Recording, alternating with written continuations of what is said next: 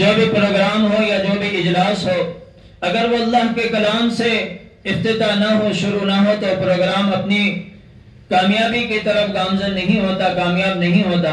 اس لیے اس پروگرام کو کامیاب بنانے کے لیے قرأت کلام پاک سے اس پروگرام کا آغاز کرنے کے لیے میں ہمارے مدرسے کے ہونہار طالب علم شیخ فیضان ابن شیخ مرتضی صاحب کو دعوت دیتا ہوں کہ وہ آئیں قرأت کلام پاک سے اس جلسے کا آغاز کریں۔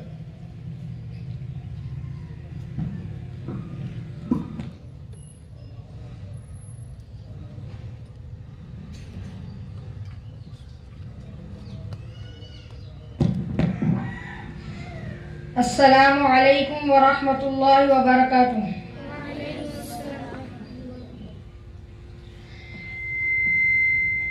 اعوذ باللہ من الشیطان الرجیم، بسم اللہ الرحمن الرحیم۔ الف لام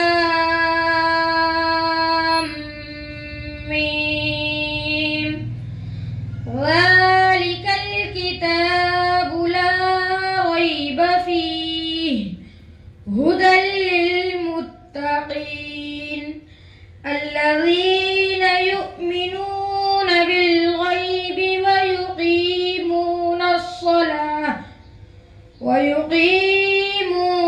الصلاة ومما رزقناهم ينفقون والذین یؤمنون بما انزل إليك وما أنزل من قبلك وبالآخرة هم يوقنون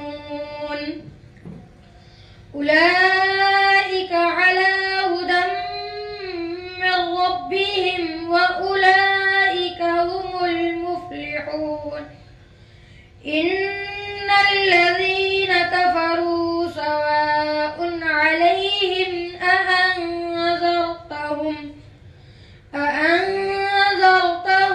أم لم تنذرهم لا يؤمنون ختم الله على قلوبهم وعلى سمعهم وعلى أبصارهم غشاوة ولهم عذاب عظيم صدق الله العظيم۔